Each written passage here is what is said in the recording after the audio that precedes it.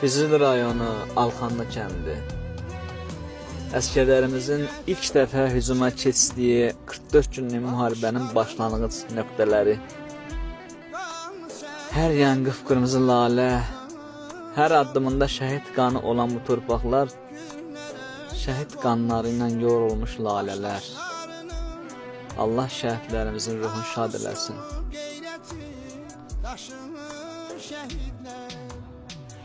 Nifrətə çevrildi baxışlarımız, qanlı səklərdə naxışlarımız, güllərə qərq olmuş başdaşlarımız, namusu qeyrəti daşı şəhid.